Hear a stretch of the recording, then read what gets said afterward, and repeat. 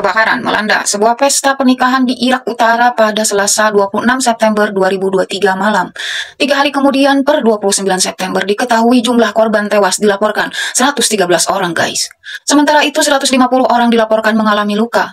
Menurut pihak berwenang, jumlah korban diperkirakan bertambah lagi dengan 100 korban lainnya masih cedera. Banyak di antara mereka dengan luka bakar parah.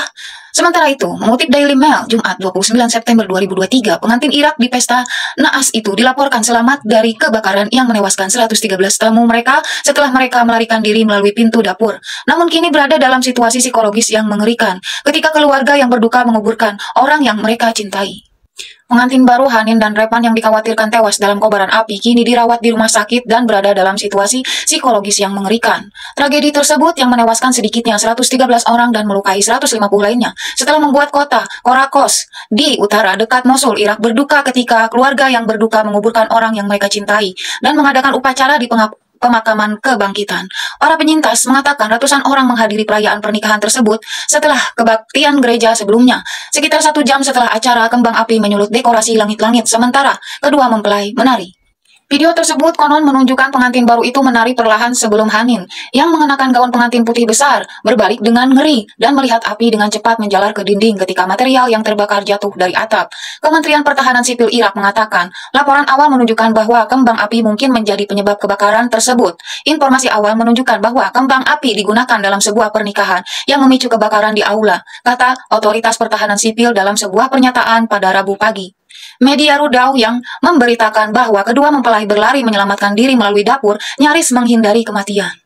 Pasangan tersebut yang sebelumnya terekam kamera pada momen yang seharusnya hari istimewa sedang dirawat di sebuah rumah sakit di Erbil, ibu kota Kurdistan Irak, di mana sumber mengatakan kepada outlet berita bahwa situasi psikologis mereka mengerikan. Ayah pengantin pria itu juga membenarkan bahwa pasangan tersebut selamat dari kobaran api yang melanda aula besar di kota Kristen tersebut yang selamat dari pendudukan ISIS. Dia mengatakan kepada CNN, "Saya menganggap pemilik aula bertanggung jawab atas apa yang terjadi di pesta itu karena tidak ada alat pemadam atau tindakan pengamanan di aula."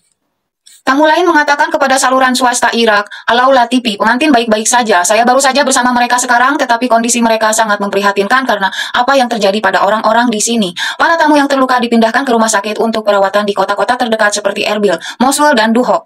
Pejabat pemerintah telah mengumumkan penangkapan 14 orang terkait kebakaran pada Selasa malam, termasuk pemilik gedung acara, dan menjanjikan penyelidikan cepat dan hasilnya akan diumumkan dalam waktu 72 jam.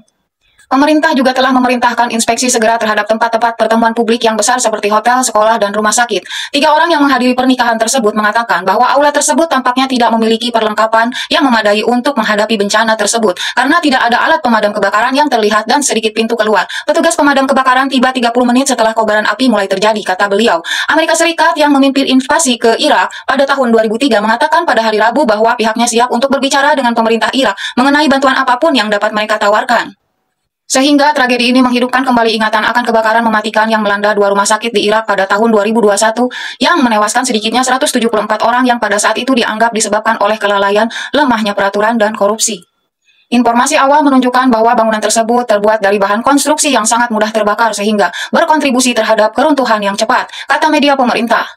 Kami melihat api berkobar keluar dari aula yang berhasil keluar yang tidak terjebak, kata Imad Yohana 34 tahun yang lolos dari kobaran api.